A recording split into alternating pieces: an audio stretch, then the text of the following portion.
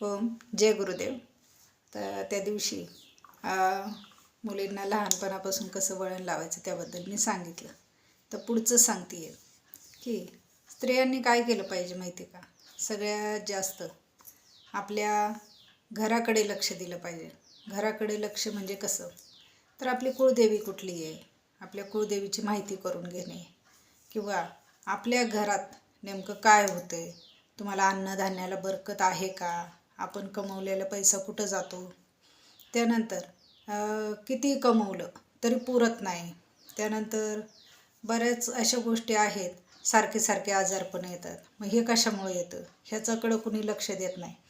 चला, आजारी पडले जा दवाखान्यात, हे दुखलं ते दुखलं जा दवाखान्यात, सारखा दवाखाना लागलेला असतो. हे कशामुळे लागतं ह्याचं तुम्हाला कारण माहिती आहे का, की दवाखाना ज्या वेळेला मागं लागतो त्यावेळेला तुमच्याकडनं जेव्हा भक्ती होत नसते ना, तेव्हा ह्या गोष्टी लागतात. कारण तुमच्याकडनं दान धर्म, अन्नदान झालं पाहिजे, दान झालं पाहिजे, कुठल्याही गोष्टीचं म्हणा, पैशाचं जरी तुम्ही दान दिलं तरी पण ह्या गोष्टी कमी होतात. मग ह्याचे माध्यम काय आहेत, दान कुठं करायचं, तर दान हे मंदिरामध्ये करायचं, किंवा तुम्ही एखाद्याकडनं काही ज्ञान घेतलं किंवा काय, तर ते फुकट घेऊ नये. दुसरी गोष्ट म्हणजे की तुम्हाला जर असं इच्छा असेल की आपण ह्या संकटांमधनं दुःखातनं बाहेर पडावं, तर जेव्हा तुमच्या घरी कोणीतरी येतं किंवा काही मागण्यासाठी, आजकाल काय झालं आहे, असे पण खूप येत आहेत की जे फसवणारे असतात किंवा काय, त्यांना नाही म्हणजे ते तुमच्या इच्छेवर राहिलं. पण जिथं असं तुमचं मन वाटेल की कुठंतरी थोडंसं असं मनात आहे ना, म्हणतात ना, तुमच्या एखाद्याबद्दल दुःखाचं, वाईट वाटण्याचं, किंवा त्यांच्याबद्दल थोडंसं तरी तुम्हाला असं काहीतरी सहानुभूती आली पाहिजे की नाही का, आता हे गरजू आहे, ह्याला कुठंतरी मदत केली पाहिजे, तर अशा व्यक्तीला मदत करा. मंदिरात जाताना कधीही रिकामं जाऊ नका. कुळदेवीला वर्षातनं एकदा तरी गेलं पाहिजे. ह्या गोष्टी खरंच महत्त्वाच्या आहेत. आणि त्यानंतर कोणाला तरी दान, आणि कधीतरी आपलं वर्षातनं 1-2 वेळा तरी काहीतरी कारणाने आपल्याकडं अन्नदान झालं पाहिजे. मग अन्नदान कुठल्या प्रकारे झालं पाहिजे, तर अन्नदानाचे खूप प्रकार आहेत. तुम्ही साधं कुठलं आपलं काहीतरी फक्त एक फोडणीचा भात म्हणा, किंवा काहीतरी त्याच्याबरोबर एक गोड वस्तू, अशी जास्त नाही, तुम्ही 10-20 लोकांचं करू शकता, 5 लोकांचं करू शकता, 5च्या पुढं कितीही लोक. त्यानंतर दुसरं म्हणजे की आता समजा कोणाच्या इथं सवाष्णींचा कार्यक्रम असतो, त्यावेळेला ते पण एक प्रकारचं अन्नदान ते करू शकता. म्हणजे तुमची जसं, म्हणजे तुम्हाला जशी इच्छा होईल, जसं करू शकता त्या पद्धतीने करत जा. अजून एक, तर लहान मुलांना, आता आपण नवरात्रीमध्ये तर बोलवतोच, तरी पण मुलींना बोलवतात त्यावेळेला, मध्ये आधी कधीही वाटेल तेव्हा, किंवा शनिवारचं मारुतीच्या मंदिरामध्ये जायचं, मोतीचूरचे लाडू घ्यायचे, आणि ते लाडू सगळ्यांना एक 5 तरी पावशेर जरी घेतले तर 5 किंवा जास्त येतील, तर मग ते वाटायचे. मग ही अशी सवय असली पाहिजे, त्याच्याने काय होतं, दुःख कमी होतं, आणि तुम्ही वर्षानुवर्ष कुळदेवीला जात नाही, तुमच्याकडनं अन्नदान दानधर्म काही होत नाही अजून. मग त्याच्यामुळं काय होतं, हे असे दवाखाने मागं लागतात.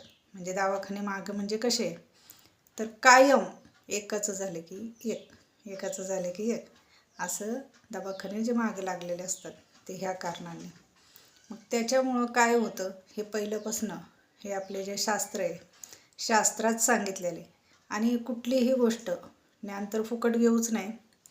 मग तरी तुम्हाला जेवढं जमल तिथं तेवढं काहीतरी केलं पाहिजे. मंदिरात जाताना कधीही रिकाम्या हाताने जायचं नाही, कारण ते देवाने खूप आपल्याला दिलेलं असतं. आपल्याकडं सगळं असतं, फक्त देवाला देण्यासाठी आपल्याकडं काही नसतं. हे खूप वेळा मला खरंच, मी स्पष्ट बोलते, पण ही गोष्ट खरी आहे. आपल्याकडं सगळं असतं, आपल्याला सगळं पाहिजे असतं, पण आपल्याला देवाला करायचं म्हटलं की मग नसतं. आता मी कोणाला तरी सांगते कुळदेवीला गेलत्या का, जाऊन या. नाही जायलाच जमत नाही, पैशाचं असं आहे हे. तुम्हाला जर जायचं म्हटलं ना, तुम्ही कसेही जाल. ज्यावेळेला आपल्याला काहीतरी पाहिजे असतं तेव्हा आपण ते कसं तरी घेतोच, काहीतरी इकडनं तिकडनं काहीतरी करून. तसं देवाच्या बाबतीत. आणि देवाच्या बाबतीत म्हटलं तर देव काही स्वतः काही घेत नाही, त्यांना ठेवलं तर ते काही खात नाही. पण त्याचं एक ते बघत असतात, भाव बघत असतात आपला. आणि त्या भावाचं पुण्य हे तुम्हालाच मिळतं. ते भाव बघतात की हे काय करतात माझ्यासाठी.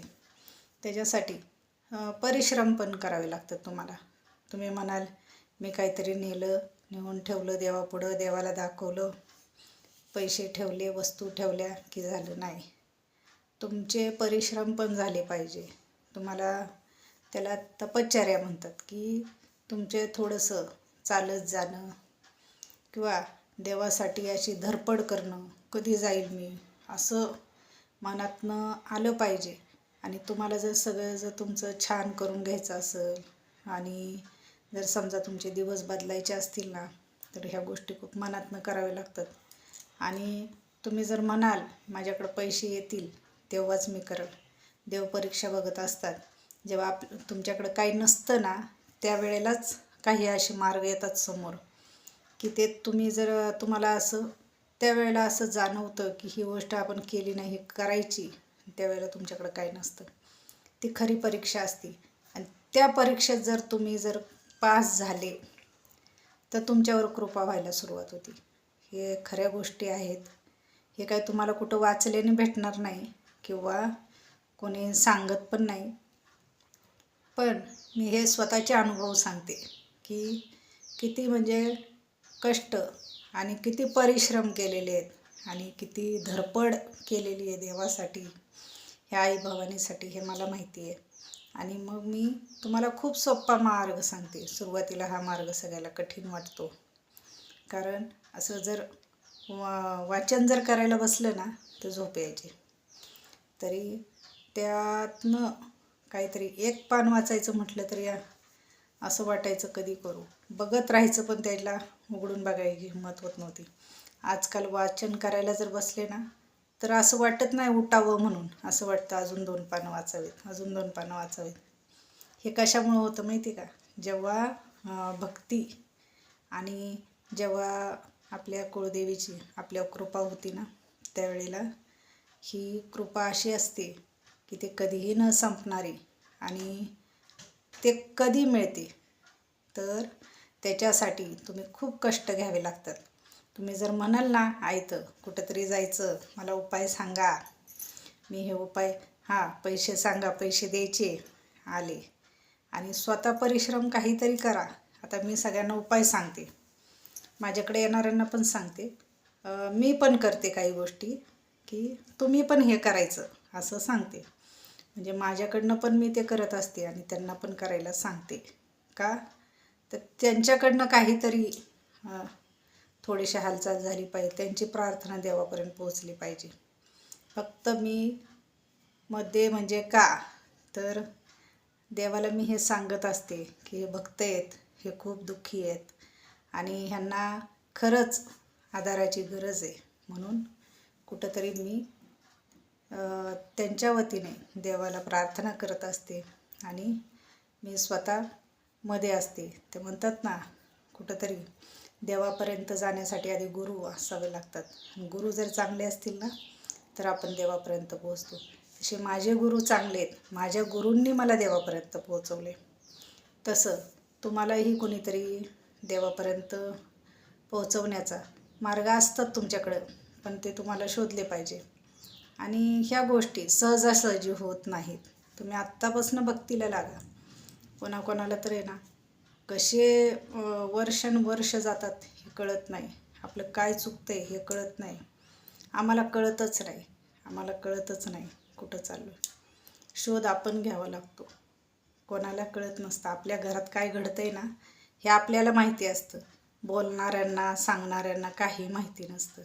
फक्त तुम्ही जेवढं सांगाल तेवढं ऐकतात, पण अनुभव आपल्याला येत असतात. आणि ह्याच्यातनं बाहेर कसं पडायचं हे आपण पाहायचं असतं आणि बाहेर पडायचं असतं. मार्ग काढायचे असतात. ह्या गोष्टी इतक्या महत्त्वाच्या आहेत ना. मग ह्याच्यामुळं काय होतं, वर्षानुवर्ष जातात, तुमचं वय निघून गेले की आलं पुढं मुलाबाळांना काही दोष असतील, काही पिढ्यानपिढ्यांचं काही पितृदोष असेल, देवतांचं कुळदेवीची कृपा नसेल, कुळदेवीपर्यंत पोचले नसाल, हे ज्या गोष्टी आहेत ना, ह्या जोपर्यंत मोकळ्या होत नाहीत तोपर्यंत तुमच्या किती पिढ्या जाऊ द्या, ते सोडत नाहीत तुम्हाला. मग त्याच्यातच ते वर्षानुवर्ष जातात. आणि मग नंतर कोणाचं तरी म्हणतात ना, एक कोणाच्या तरी हातून ते गेलेलेच कोणीतरी पुनर्जन्म घेऊन येतं आणि मग ते हे शोध काढतात की आपली चूक होती कुठं, ह्या गोष्टी खऱ्या आहेत. आणि खरंच ह्या गोष्टींकडे लक्ष द्या. सुखी व्हायचं असेल, जे खूप दुःखी आहेत, संकटात आहेत, मार्ग दिसत नाही, त्यांच्यासाठी हे उपाय मी म्हणजे मार्गदर्शन करते आहे. तर त्या पद्धतीने हे प्रश्न सोडवत जा. स्वतःहून आपोआप प्रश्न सुटत नाही. फक्त देवाला हाक मारल्याने देवापर्यंत तुम्ही पोचत नाही. त्याच्यासाठी आधी पण काही परीक्षा द्याव्या लागतात, तेव्हा देवापर्यंत तुम्ही पोचत असता. हे लक्षात ठेवा. आणि खरंच तुमचं जीवन जर सुखी करायचं असेल ना, तर ह्या गोष्टींकडे लक्ष द्या. स्वतःला जेवढं करता येईल तेवढं करा. नाही जमलं मला फोन करा आणि कॉल करून विचारा काय आहे काय नाही. त्याच्यावर बघू, काहीतरी मार्गदर्शन सांगेल आणि काहीतरी म्हणजे प्रश्न सुटतील तुमचे. पण ही प्रत्येकाची इच्छा आहे की तुम्हाला प्रश्न सोडवायचेत का त्यातच राहायचे. पण खरंच जर तुम्हाला जर आहे ना असं वाटत असेल ना, आपले दिवस बदलावे आणि आपण ह्या संकटांमधनं बाहेर पडावं, त्यांनी नक्की संपर्क करा आणि मी सांगितलेले उपाय पण करा. त्याचा आधी अनुभव घ्या आणि नंतर कॉल करा. चॅनलला सबस्क्राईब करा आणि लाईक करा. तुम्हाला नवीन नवीन महत्त्वाचे व्हिडिओ मिळतील आणि खरंच खूप महत्त्वाचं आहे, लक्ष देण्यासारखं आहे. खरंच तुमचं जीवन बदलेल. सुखी व्हा. ओम जय गुरुदेव. आई राजा उदे पद्मावती माता की जय. बोल मांढरच्या कळवायचं चांगले. हर हर महादेव.